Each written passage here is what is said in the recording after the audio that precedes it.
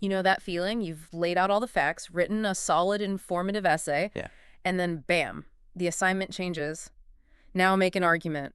It feels like a completely different ballgame, doesn't it? It really does. It's like shifting from, I don't know, map making to planting a flag on a specific hill. Yeah, exactly. But we're here to help make that shift feel less like a huge jump and more strategic. We're talking about getting your ninja eyes on, like the resources over at kelli.ninja talk about, sharpening how you look at things. Totally. And we've pulled together some great stuff, resources that really get into the nuts and bolts. Right. How you actually move from informing to arguing, what makes a strong argument work, crafting that thesis that takes a real stand. Using sources effectively, dealing with counter arguments. Oh yeah, the counter arguments, and even how to use personal experience without, making it sound too personal for academic stuff. It's a lot, but the idea is to give you that inside track so you feel ready, prepared, not overwhelmed. Okay, so let's tackle that first big step. Shifting from informative to argumentative thinking. These pre-writing exercises, from informative to argumentative, seem key. They really are. They guide you through it. So looking at these PDFs, the idea isn't to junk the informative work you did right. It's about using it. Exactly. Don't throw it away.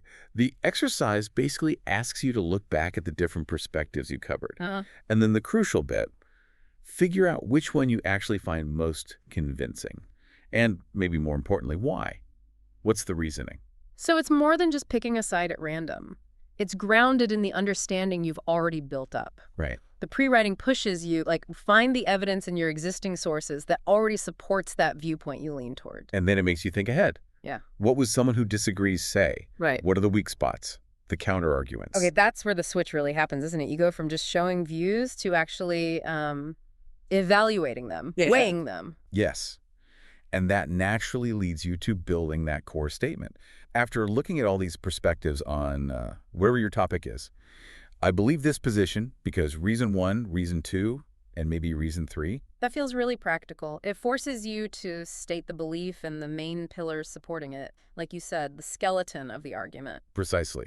And once you have that skeleton, you can really work on sharpening your old informative thesis into a proper argumentative one. Right. The resource moving from informative to argumentative theses has some good tactics for that. It's not just sticking, I think, on the front. No, definitely not. It's about reframing. So adding a value judgment. Instead of just saying college costs went up, you argue the escalating costs are unjustly limiting access. Yeah. Something like that. Adding that evaluation. Exactly. Unjustly limiting adds that argumentative edge. Or another way is shifting description to evaluation. So instead of just describing teaching methods, you might argue, project-based learning is demonstrably more effective than lectures for building critical thinking. See? You're making a judgment call on effectiveness. Gotcha. And the third one was moving from just comparing things to advocating for one. Yes. So not just pros and cons of online versus in-person classes, but arguing something like, while online has flexibility, in-person is ultimately a superior model for undergrads because of X and Y, you're taking a stance. Those examples really clarify how to make that pivot. Okay, so we understand the basic shift now. What about the overall picture? What does a great argumentative essay need? Good question. The Argument Essay Rubric Workshop Sheet is basically your checklist for excellence here. Ah, the rubric. Always check the rubric. So obviously a clear and compelling thesis. We just covered that, but what else jumps out? Well, a big one is logical development. Your points need to flow, one leading to the next, building your case persuasively. It can't just be a list. Right, makes sense. And then there's how you use evidence.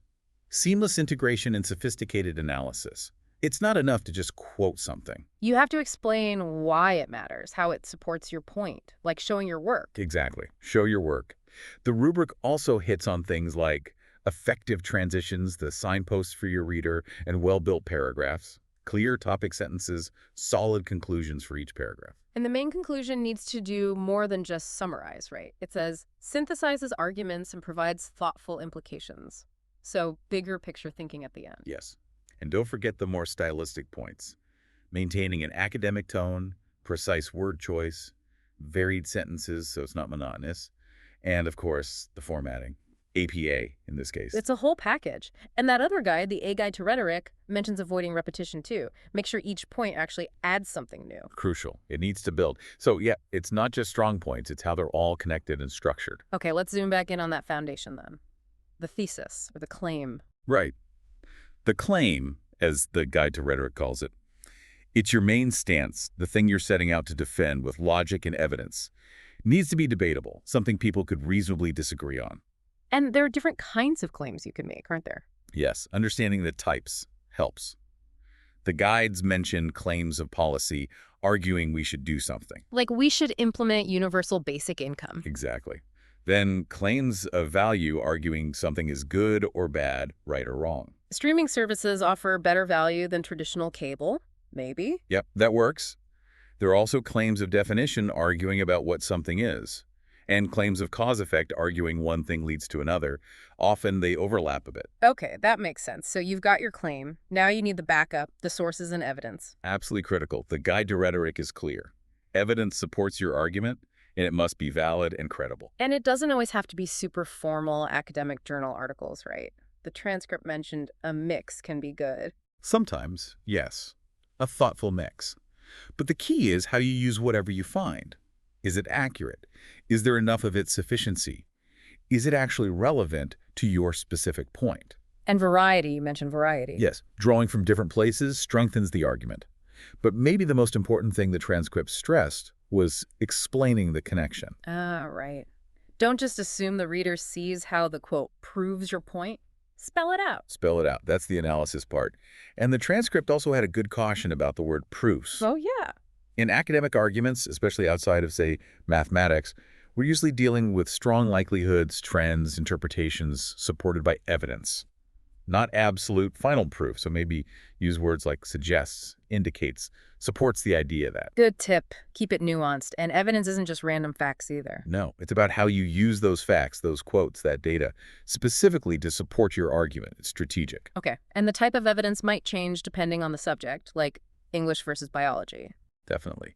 The Guide to Rhetoric points that out. Humanities might focus on interpreting texts, social sciences on data or studies, natural sciences on experimental results, and you also have primary, secondary, tertiary sources to consider. It depends on the field. Wow. Lots to think about with sources. And using them ethically is paramount. Citation, plagiarism. Non-negotiable. Chapter 11 in the guide and that plagiarism video are really clear. You have to give credit, cite correctly, quote accurately, paraphrase properly, put it in your own words, and still cite academic integrity. And to make the sources flow naturally in your writing, signal phrases are key. Yes. Source integration techniques and the panel sections cover this. Phrases like, according to Smith, or, as Johnson argues, they signal to the reader you're bringing in someone else's voice. Makes it smooth. Okay. Argument built, evidence deployed ethically. But what about people who disagree? Counter-arguments. Ah, yes. Tackling those actually makes your argument stronger, not weaker. Both the transcript and the guide emphasize this. Shows you've thought broadly. The transcript suggested actively trying to argue against yourself, like play devil's advocate. It's a great technique. Yeah. Or literally argue with a friend. It helps you anticipate objections. What are the potential holes in your logic? And the point isn't always to totally demolish the other side, is it? More like understand their reasoning. Exactly. Understand it, acknowledge it fairly, but, and this is crucial, you must respond to it. Don't just mention the counter-argument and move on. Right. You have to explain why your position still holds up despite that counter-argument. Precisely. Show why your claim is more persuasive, or maybe how the counter-argument is flawed, or only applies in certain cases. And there are resources with phrases to help introduce those counters and then transition back to your own points. Useful. Okay, another tricky area, using personal experience. Academic writing often feels very impersonal, third person. It often does lean that way, yeah.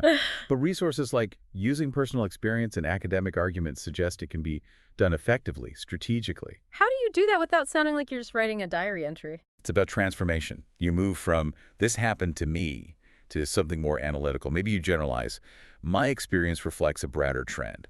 Or you focus on the observation you gained from the experience. Oh, okay. Or you use the experience as a specific example to illustrate a larger point you're making, a point that's also backed up by other, maybe more traditional evidence. And you shift away from I think or I believe as the main support towards more evidence-based phrasing. So the experience isn't the whole argument. It's just one piece of evidence framed carefully. Exactly. It illuminates the argument. It doesn't replace it. Got it. Okay, let's talk actually writing the thing. Drafting and revising. Right. The writing process section in the guide reminds us it's usually messy, not linear.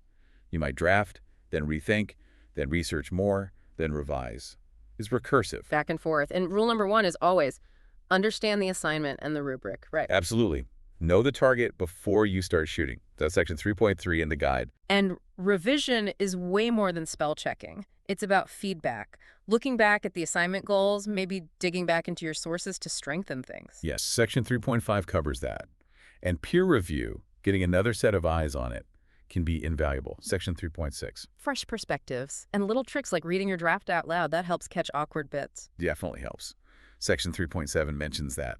Catches things your eyes might skim over. Okay, almost there. We've got the argument, the evidence, the structure. Now, the final polish format. Let's put on those ninja eyes for APA style. Yes, presentation matters. It signals care and professionalism. So the title page needs to be correct. The abstract, the concise summary needs its own page formatted just right.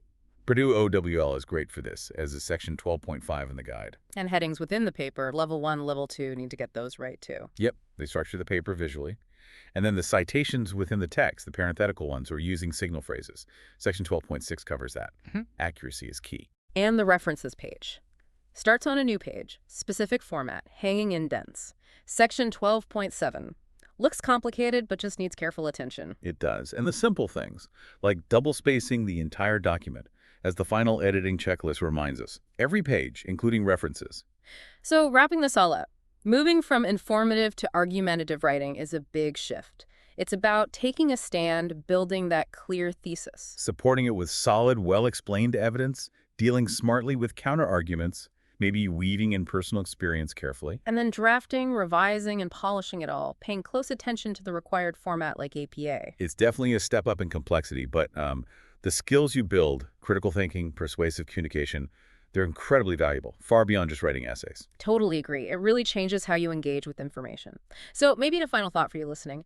How does this ability to build and analyze arguments actually shape how you see the world day to day, how you listen to the news or talk with friends? Yeah, something to chew on. And definitely check out those resources at kelli.ninja argument.html. Keep honing those ninja eyes.